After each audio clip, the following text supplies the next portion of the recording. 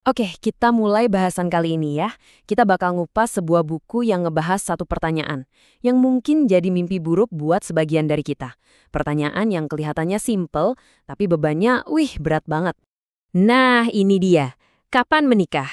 Dengernya aja kadang udah bikin deg-degan kan? Kelihatannya sih cuma basa-basi, tapi buat banyak orang pertanyaan ini tuh rasanya kayak todongan, penuh tekanan. Seolah-olah seluruh hidup kita tuh cuma diukur dari satu status ini doang. Dan emang bener, kenyataannya gitu. Apalagi seperti yang disorot di ulasan buku yang kita bahas ini, pertanyaan itu bisa berubah jadi beban. Terutama buat perempuan yang udah masuk kepala tiga. Udah bukan lagi obrolan ringan, tapi jadi semacam penghakiman sosial.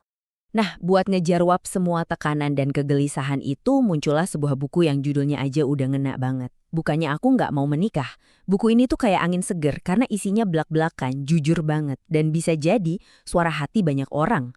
Penulisnya ini Lee Joo-yoon nulis dengan gaya yang personal banget. Jadi bayangin aja ya, ini tuh bukan buku teori, tapi kumpulan esai refleksi yang disajiin dengan gaya yang blok-blokan, kadang sarkastis tapi juga lucu. Tema utamanya jelas banget, kita semua punya hak loh buat milih jalan hidup kita sendiri. Jadi penting banget buat dicatat ya, buku ini sama sekali bukan buku panduan atau self-help. Membacanya tuh lebih kerasa kayak kita lagi diizinin buat ngintip buku harian seorang temen.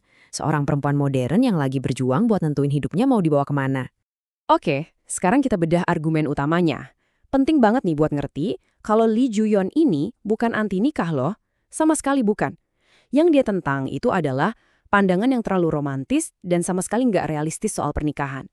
Dengerin deh kutipan dari bukunya ini. Nusuk banget kan?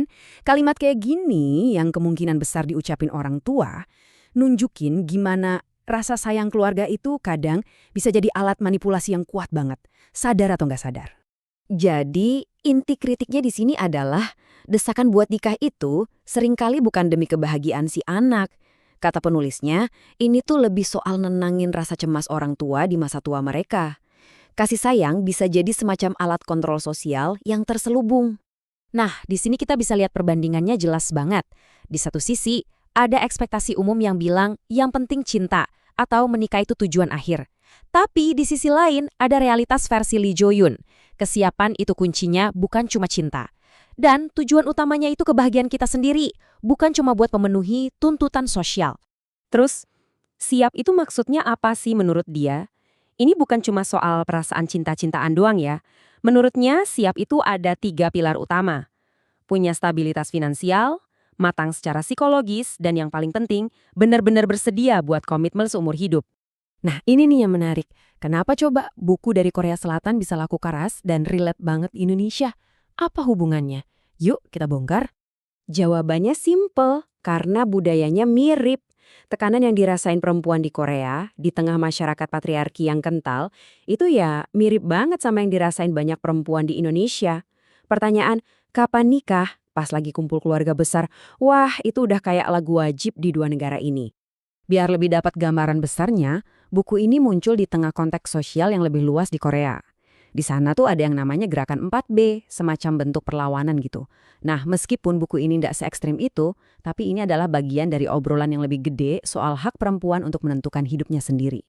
Dan tentunya ada faktor lain. Tren K-lit atau sastra Korea lagi naik daun banget kan di Indonesia. Jadi banyak pembaca kita yang udah nggak asing sama tema-tema refleksi diri dan self-healing dari Korea. Buku ini datang di waktu yang pas banget. Oke, jadi kesimpulannya gimana? Buku ini tuh sebenarnya buat apa sih? Yuk kita rangkum. Menurut ulasannya, ada plus minusnya. Plusnya, buku ini jujur banget, relatable abis, dan bahasanya gampang dicerna. Minusnya, ya karena formatnya kayak curhatan. Kadang jadi berasa diulang-ulang, kayak dengerin keluhan aja. Dan yang pasti, nggak ngasih solusi praktis. Dan ini nih, poin yang paling penting banget buat diingat. Kalau kamu nyari buku yang isinya jawaban atau cara-cara jitu, wah ini bukan buku yang tepat buat kamu. Tujuan sebenarnya dari buku ini tuh jauh lebih dalam dari itu. Tujuannya adalah ngasih validasi. Buat kamu yang ngerasain hal yang sama, biar kamu merasa, oh ternyata gua nggak sendirian. Biar kamu merasa didengar dan dipahami. Jadi pada akhirnya, buku ini fungsinya bukan kayak guru, tapi lebih kayak teman seperjalanan. teman yang mengingatkan kita kalau setiap orang, terutama perempuan, itu punya hak penuh untuk menentukan sendiri bahagia versi mereka itu kayak apa. Nggak peduli apa kata orang lain. Nah, sebagai penutup, ada satu pertanyaan buat kita semua renungkan. Di antara semua tuntutan dari luar sana, mana yang akhirnya lebih penting buat kamu? Ngejar ekspektasi orang lain, atau berani nemuin dan ngejar kebahagiaan versi kamu sendiri?